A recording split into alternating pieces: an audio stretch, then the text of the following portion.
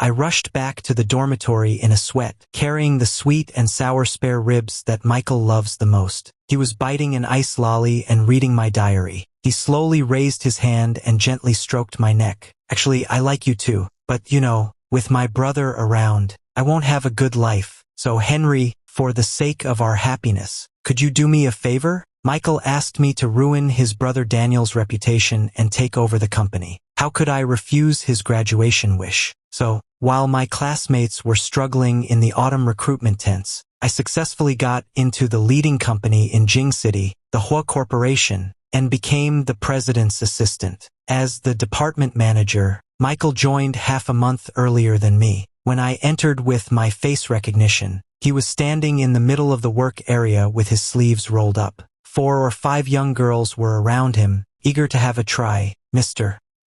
Michael, can we really touch it? You must have worked out a lot to have such beautiful muscles. Michael, can you take me to the gym next time? I'll go too. A wave of disappointment hit me. I pursed my lips and walked straight into the president's office. David from the marketing department showed up uninvited. As soon as he entered the door, he familiarly put his hand on my shoulder. You're Henry, right? He winked. David, know a lot about Mr. Daniel's preferences and habits. I'll treat you to skewers tonight. I'll definitely tell you everything I know. I removed his hand and frowned slightly. David, this is the president's office. It's not appropriate for you to just come in like this. I won't go for the skewers tonight. After all, I just started working, and it's most important to do my job well. I hope you can understand. I pointed to the door and made a please gesture. David walked out awkwardly, tossing a "you're ungrateful" my way just before he left. I buried my head in organizing the desk, pretending not to hear. Daniel hadn't arrived yet, so after tidying up my desk carefully, I went to the break room to make him some coffee. Michael walked up behind me with a cup in hand and chuckled softly.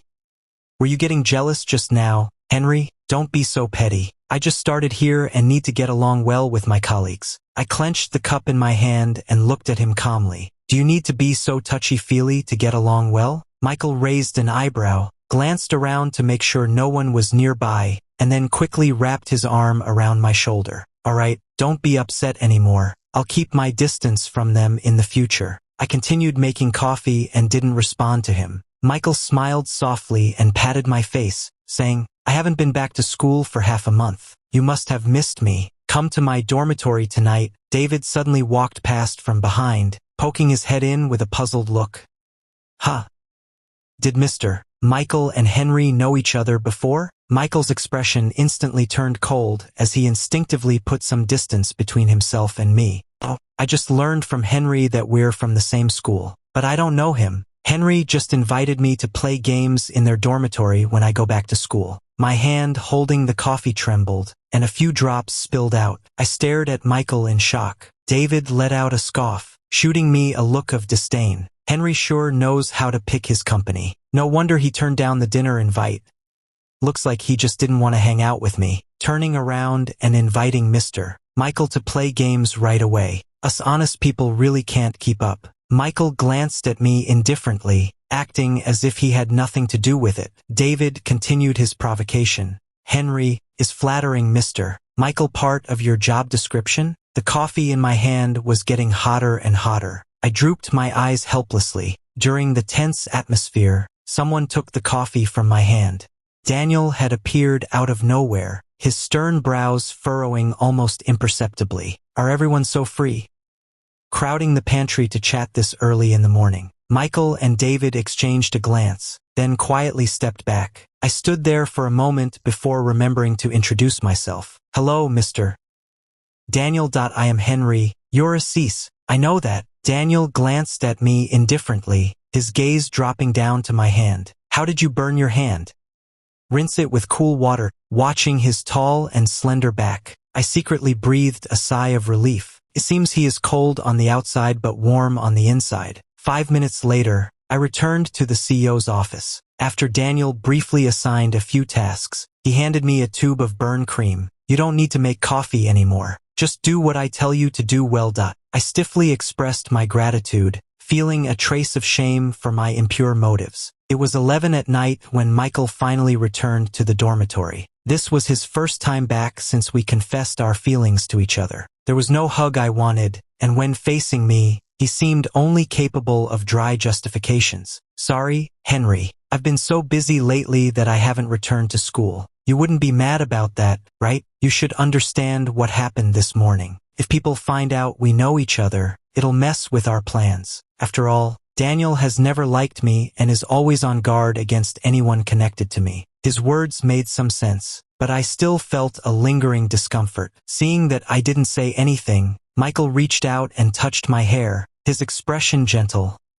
Silly, don't overthink it. I'm not lying to you. Once I take control of the Hua family's business, we'll be able to live happily together. So, you need to work hard and turn Daniel gay as soon as possible. Got it? The person I'd liked for 7 years was right in front of me, smiling softly with a sincere tone. I couldn't bring myself to doubt him, nor could I bear to let him keep suffering. So, you need to work hard and try to change Daniel's orientation. Got it? I spent half the night searching online for tips on how to turn straight men gay, but none of them seemed reliable. I decided to go straight for it and test his acceptance level first. The next day, while clearing Daniel's lunch plates, I deliberately knocked over a water cup, soaking my shirt and pants. I pretended to be startled and looked at Daniel with embarrassment. Mr. Daniel, sorry about this. My clothes are completely soaked. Could I borrow your nap room for lunch?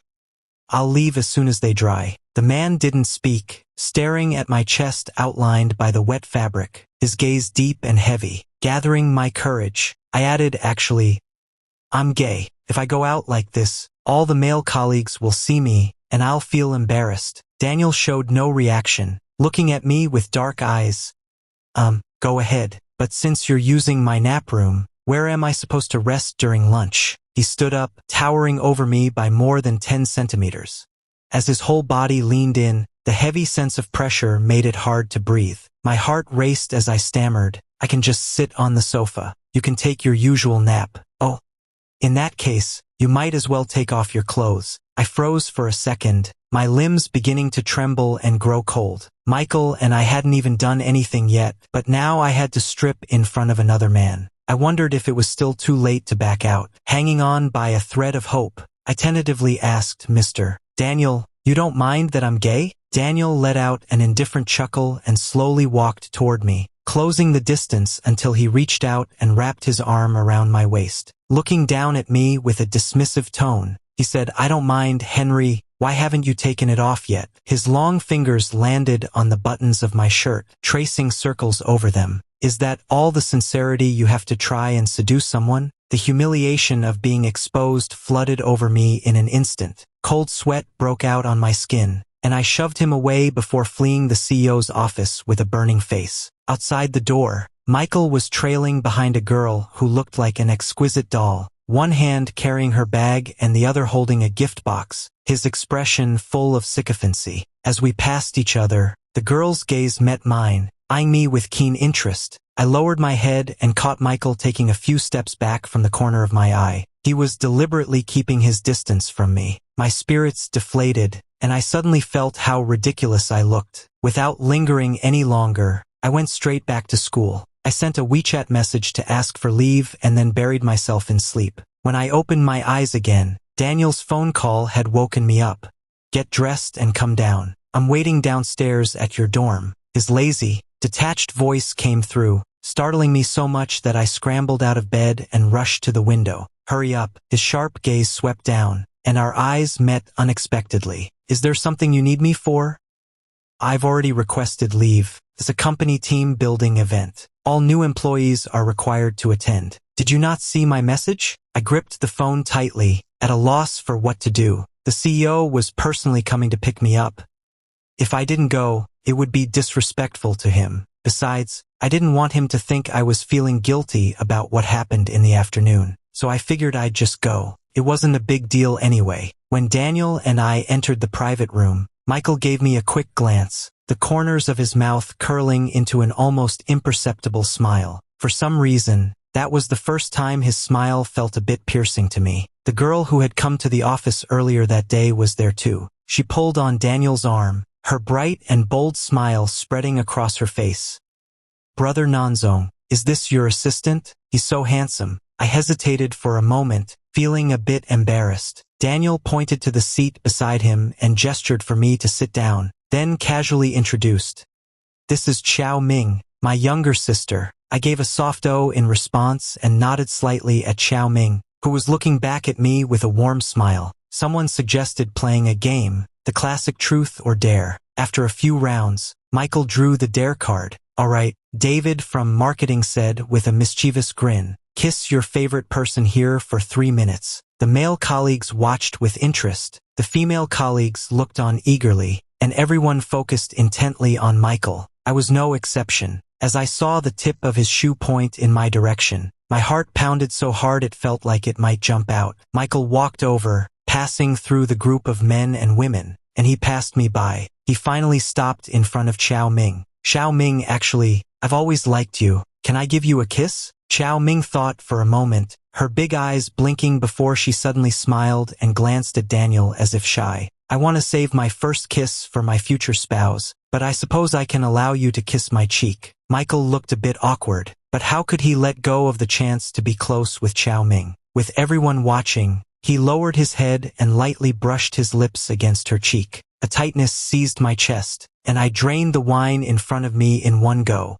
Daniel and Xiao Ming ran into some business partners and went to the private room next door. I drank myself into a daze and staggered to my feet, wanting some fresh air outside. Michael followed quietly, turning a blind eye to my despair. Henry, why haven't you made any progress? Xiao Ming is so beautiful, and she's been close to Daniel since childhood. If you don't make a move soon, someone else will beat you to it. It was the sweltering heat of September, yet I felt chill after chill. Did Michael really like me? The alcohol got to my head, and I couldn't care less. I asked bluntly, then what did you mean by kissing Xiao Ming just now? Didn't you say you liked me? Michael froze for a second, then suddenly sat up straight. His eyes turned cold and sharp, with a faint, unreadable smile on his face. You've crossed the line. Henry, I do like you, but you're a man. Do you understand how important the Xiao family's resources are to me? My throat was raw and painful, my voice trembling. Then what do you take me for?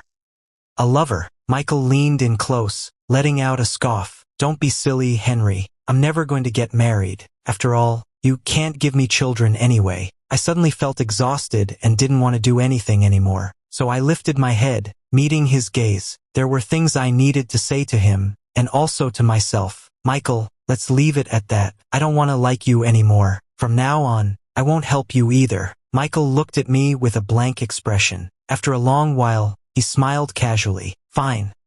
But don't regret it. After all, you were the one who liked me first, and for 7 years at that. My chest ached with a dull throb, and I bit my lip, staying silent. Michael left, and I felt like I had lost my way in the haze of intoxication. My heart pounded with a numb pain, and I still clearly remembered how I first fell for Michael. In high school, most boys my age had already started to look like adults, but because I was small and delicate looking, I unfortunately became a target for the delinquents' bullying. They called me names, tore up my textbooks, and scribbled all over my school uniform. One day, they cornered me in the bathroom and tried to force me to show them my identity. I had no strength to fight back, so I just shrank into the corner of the wall, trembling with fear. In my darkest moment, Michael appeared like a guardian angel, reaching out to help me deal with those troublemakers. He never knew that his accidental act of kindness had planted the seed of affection in my heart. For 7 years, I followed him everywhere. We shared a dorm room, attended the same university, and even drank from the same water bottle or ate from the same bowl. I once believed that he felt something special for me too. After all, whenever I brought him lunch, washed his clothes, or carried an umbrella for him in the rain, he would always say, "You're such a good wife." So I had misunderstood, misled by these non-existent feelings. I even agreed to do something unethical for him. A cool breeze blew by, and I suddenly felt the urge to go. The world looked blurry and tilted as I clung to the wall, slowly making my way toward the restroom. The tall, handsome guy with a familiar face was washing his hands when I bumped right into him. He looked at me once, then stared again. A dark fire sparked in his eyes as he grabbed my waist firmly, his expression cold and stern. "Look at you, so drunk wandering around by yourself. I need to pee. I really have to go." I need to pee. The handsome man wrapped his arm around my waist and pushed me into the bathroom. With a flick of his long fingers, he snapped the door shut with a click. What are you doing? I backed away warily and almost tripped over the toilet. Being quick on his feet, he caught my belt strap before I could fall. Didn't you say you needed to go? Come here, let Mr. Daniel serve you personally. Mr. Daniel? I widened my glazed eyes and stared at his handsome face for 7 or 8 rounds. His brows and eyes were clear and refined, his nose high and lips distinct, with sharp lines and a well-defined profile. Yeah, it really was Mr. Daniel. Seeing him reminded me of my own baseness, making me even more distressed. I pushed him away while crying. Go out, I'll do it myself. I'll leave as soon as you're done. I could feel it coming, so I gave up trying to argue with him. My head was spinning and my vision blurred. No matter how hard I tried, couldn't undo my pants. Panic set in, and I cried even harder. A real man knows when to ask for help. I looked at Daniel, begging for his help with my eyes. Help me, Mr.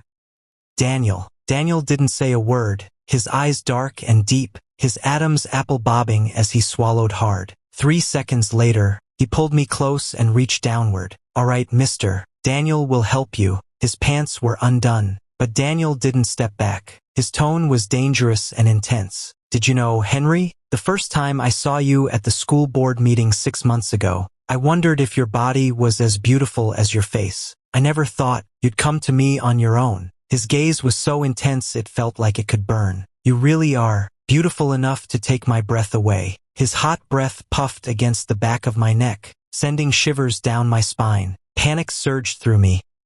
Anxious and terrified, I cried even harder. You bad guys are all bullying me. Why don't you like me?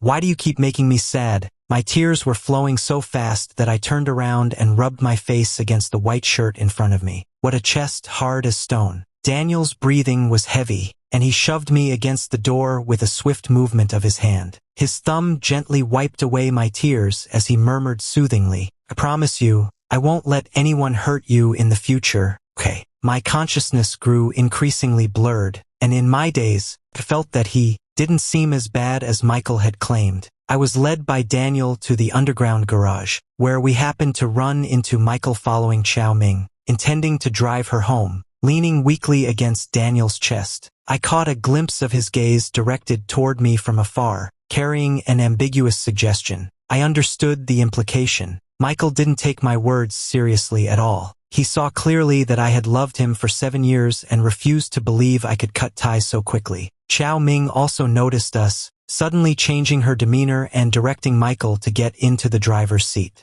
When I woke up in the morning, I was lying on the large bed in the Hua family villa. I moved slightly. Luckily, there were no unusual sensations. After washing up and heading downstairs, I found Daniel standing at the kitchen stove with his head down, carefully stirring what was inside the clay pot. The plain apron looked a bit small on his tall, sturdy frame, created quite a striking contrast. Hearing my footsteps, Daniel turned around. He gave a slight nod without much expression. Sit down first. The porridge will be ready soon. The head of Hua Enterprises was actually cooking porridge for me himself. It was a privilege I hadn't enjoyed since my parents left. A string in my heart was gently plucked, beating rapidly. Sitting at the dining table, I stared at Daniel's sharp profile as he chopped green onions, and suddenly had a vague memory of what he said last night. A complex mix of emotions rose in my chest. Since I had decided to cut ties with Michael completely, I shouldn't keep deceiving Daniel anymore. No matter what, I should confess and apologize to Daniel in person. The process of organizing my words was agonizing, and I completely failed to notice that Daniel had already ladled a bowl of porridge and walked over to the dining table. If you want to say something, just say it. Snapped back to reality, I found myself meeting Daniel's half-smile. I twisted my fingers together. After a moment of silence, I finally spoke. Sorry, Mr. Daniel. I was actually sent by Michael to... I stammered, unsure of how to phrase it. Was I supposed to say seduce him, or perhaps, to turn me gay? Daniel's bluntness cut through the awkwardness. He picked up the spoon to stir the porridge in the bowl, and once the steam had dissipated, he pressed it into my hand. At first, I know, for a moment, I was stunned and looked at him with confusion. The slight upturn of Daniel's mouth made him look quite nonchalant. Do you really think it was that easy to get a position as the CEO's assistant at Hua Corporation? Turns out I was the one being played. Every man at Hua Corporation seemed scarier than the last. Perhaps sensing my inner thoughts, Daniel spoke up calmly again. Why choose to come clean? I felt a bit disappointed, but I decided to lay everything bare. He favors Chow Ming. I was just being delusional. Besides, acting against my conscience makes me feel uneasy. I don't want to harm you, but, after hesitating for a moment, I looked up and asked cautiously, in the future, could you please stop picking on Michael? Daniel frowned. His voice carried a chill. Do you like him that much? Daniel misunderstood. A strange sense of panic and helplessness surged up, and I frowned, anxiously explaining in a rush. It's not like that. When I was being bullied, he was the one who saved me, so I wanted to help him out once. I just didn't want to owe him anything, that's all. My face flushed red with embarrassment, and I felt extremely awkward. Daniel just watched silently, then suddenly curled his lips into a smile and said calmly, I really want to agree with you, but it's a pity that no one has ever bullied him. I asked Daniel for my resignation, but he refused. If you feel guilty toward me, then stay and work hard to make it up. Daniel furrowed his brows and lowered his eyes.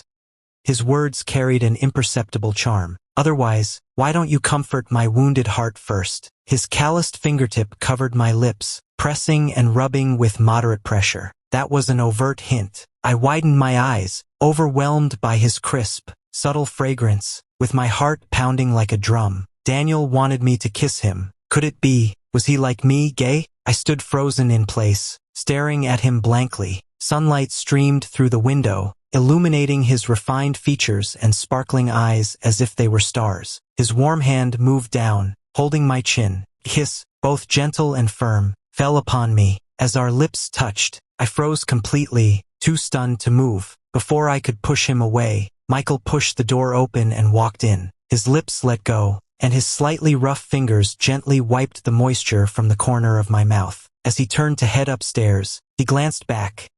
Henry, the porridge will get cold if you don't eat it soon. I'll change clothes and come down. I'll drive you to work. I watched Daniel's figure disappear up the stairs to the second floor. Michael stepped forward, pretending he wanted to hug me while lowering his voice to hide his excitement. You're pretty amazing, Henry. Did you succeed that quickly? His raised arm paused as he saw me hurriedly backing away. What do you mean, you let him kiss you, but won't even let me hug you? I have to admit, I wasn't happy about Michael interrupting my kiss with Daniel. Michael thought for a moment, then put on a knowing smile. Don't worry, he won't see us. Come here quickly to claim your reward. I just saw you two kissing. Do you have any idea how much that hurt me? Just promise me, it stops at a kiss. Don't go any further. It was laughable and utterly disgusting. His face was still handsome, but I couldn't bear to look at him for another second. So I replied with a blank expression.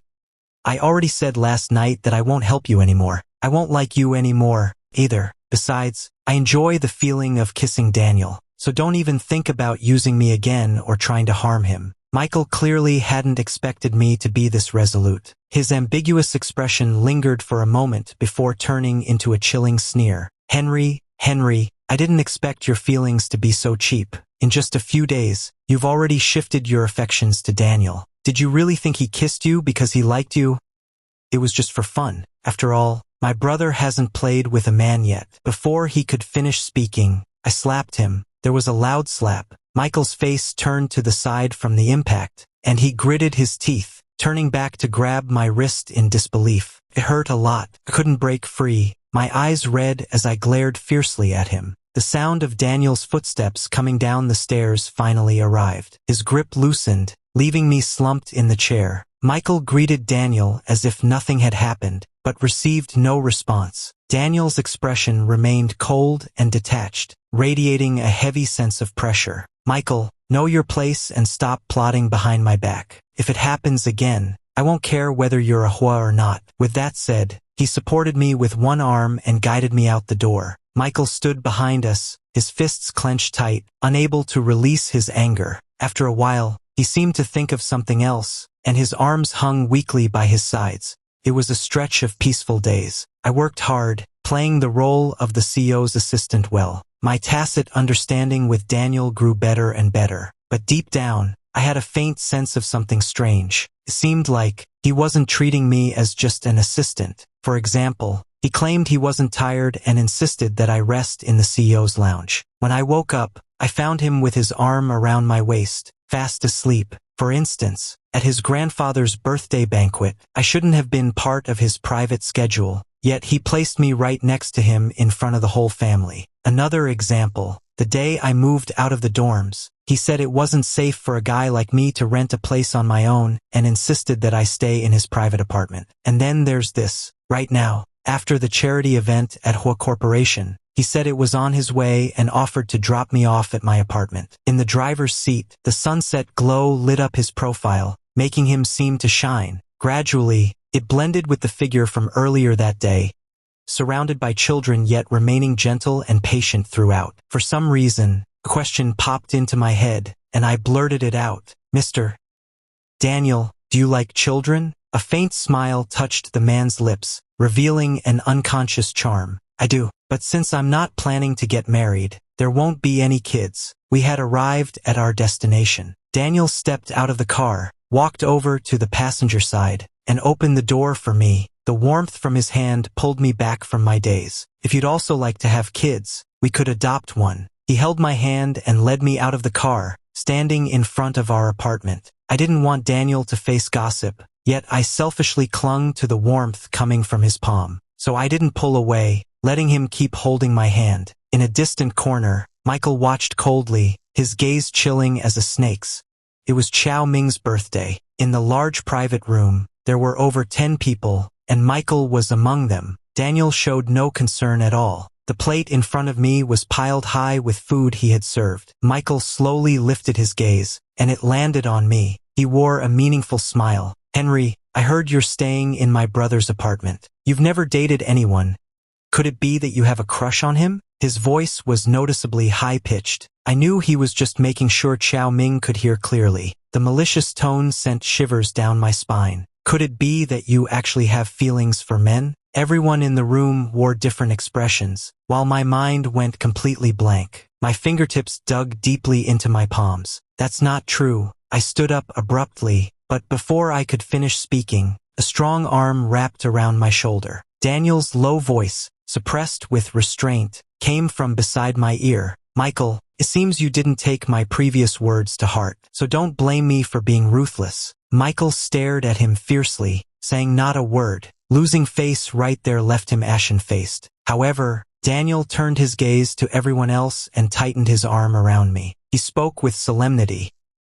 Everyone, it is indeed I who am pursuing Henry, but he hasn't agreed yet. I still need to work harder. After saying that, he affectionately patted my head and gave me a reassuring look. Don't be afraid of anything. Daniel didn't know. When I was questioned, I wasn't worried about myself at all. I only feared that it would affect him. After Michael left early, the other friends gradually departed as well. When Michael left early, the other friends followed one after another. Eventually, it was just me, Daniel, and Chow Ming in the private room. Chow Ming finally dropped her pretense, looking excited. Brother Nanzong has finally gotten what he wished for. Ha ha ha. Just a little hint. Are you and Henry? As she spoke, she interlaced her fingers with her own hands. She had a mischievous, suggestive smile on her face. Understanding immediately, my face turned red all the way to my ears. Daniel tapped her forehead with his finger and chuckled. You've got such a messy mind. Come on, tell me how things are going with your senior?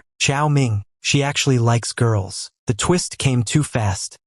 I was almost speechless with shock. Seeing the confusion in my heart, Chow Ming finally showed a hint of shyness on her face and stammered as she told us she had stayed at her senior's place last night. Noticing my doubts, Chow Ming patted Daniel on the shoulder and said to me with a sense of righteousness, before all this, I really went through great lengths for you too, making Michael kiss my cheek, having him walk me home. It was all because I was afraid he and Brother Nanzong would try to take you away from me. She sighed again and continued, I never expected his son to be so malicious. It's truly a real-life version of the farmer and the viper. I think he is quite sinister. You should be careful around him in the future. I hadn't heard this part of his past from Daniel, but Chow Ming revealed a bit of it to me.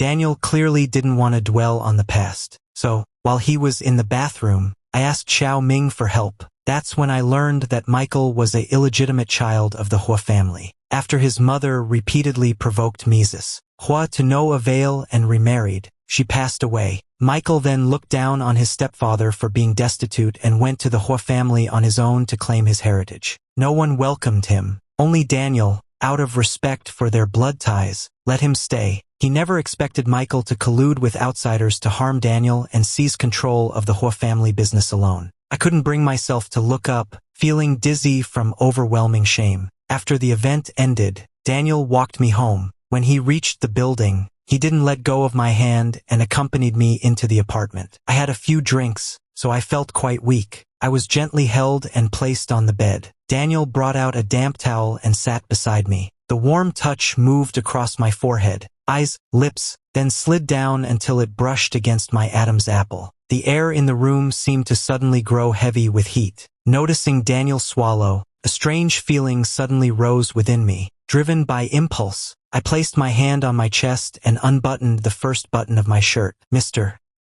Daniel, this part needs wiping too. Mr.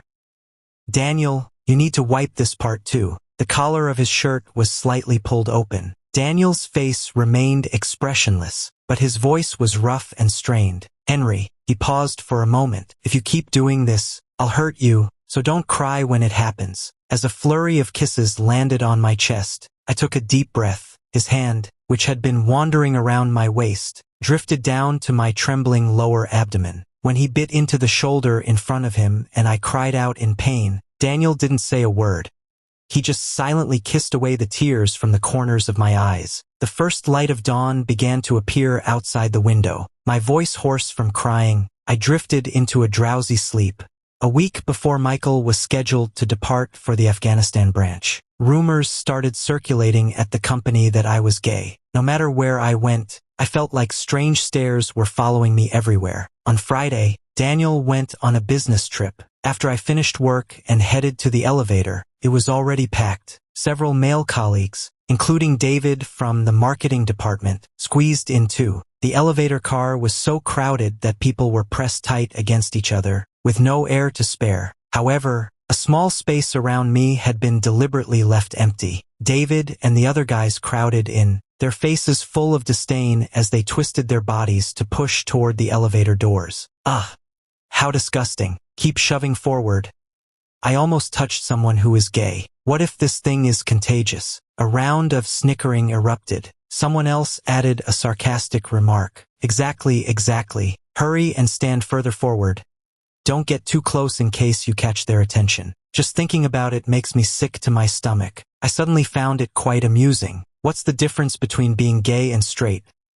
What's wrong with wanting to be with someone you love? And what's wrong with me, who happens to have fallen for a guy? People with narrow-mindedness and the habit of attacking others without reason are the real disgust. Thinking this, I stood up straight and fired back with a smile.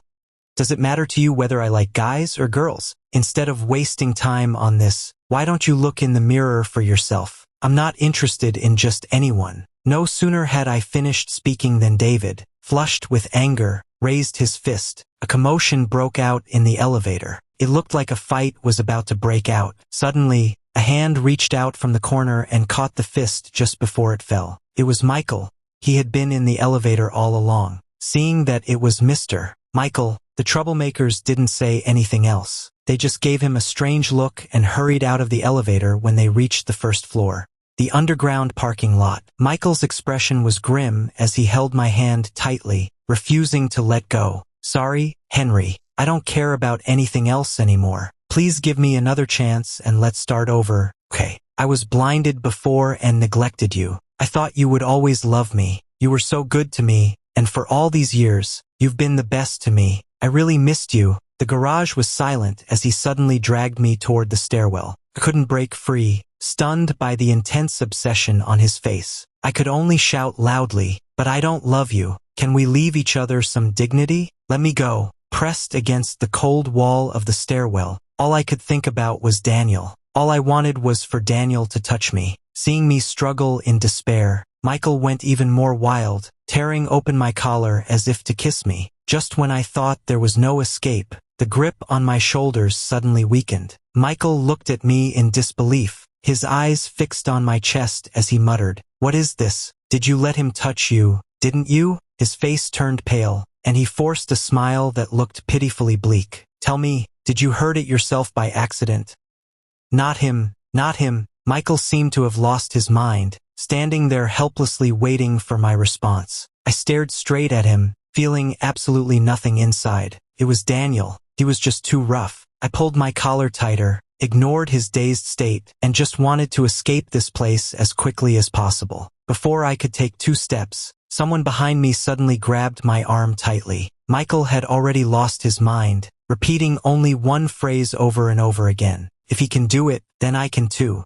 When Daniel burst into the room, I was biting down hard on Michael's arm. With all my strength, I dyed his white shirt red with blood as it dripped down his arm and onto the floor. Daniel's eyes were filled with rage, like a vicious wolf. He looked as if he wanted to tear Michael apart. Michael, who usually groveled before Daniel, was unexpectedly fighting back against him, until he was beaten to his knees, covered in blood and bruises, unable to get up again. "The transfer notice has been issued. You need to head to the Afghanistan branch as soon as possible. Don't even think about coming back." Daniel looked extremely dark, his gaze cold enough to kill. He wrapped an arm around me and walked out. Before the elevator doors closed, I turned my head back, looking at the person lying on the ground, gasping for breath, with no emotion in my expression. "Michael, I know you're behind all of this. Please take care of yourself from now on."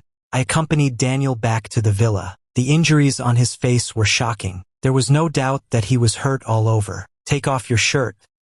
Let me help you with the medicine." Daniel sat on the edge of the bed, not moving. His eyes drooped listlessly. There was a hint of grievance in his expression. "My arm hurts so much, I can't move it." Sighing helplessly, I walked over and positioned myself between his legs. I leaned forward and started unbuttoning each one carefully. We were close enough that I could hear the sound of him swallowing. Suddenly, my waist was pulled hard, and we ended up tangled together rolling onto the bed. My face flushed, and I gently pushed him away. "You're lying. I'm not. My leg is hurt too, and it hurts. Will you help me put some medicine on it, baby?" By the time we finished, Daniel's voice was already hoarse from strain. "I won't be traveling for work anymore. I really miss you, baby." He let out a light cough. The next day at noon, the phone rang abruptly. Enduring the ache in every muscle, I answered the call. It was Michael's voice on the other end. "I have to go, Henry. We might not see each other again. Before I go, I wanted to say sorry. I'm outside the villa. Can you come out and see me?" Just as I was about to refuse, Daniel pulled me into his arms. He kissed my chest lightly here and there. The words I had ready turned into a sob. Daniel hit speakerphone, stealing a moment of leisure to speak. "No need to meet. Your sister-in-law is very busy. Your business in Afghanistan is busy. Don't waste time back home. When you get there, remember to keep an eye on David and the others." The person on the other end of the phone was silent for 2 seconds. It felt as if they had used all their strength. "Brother,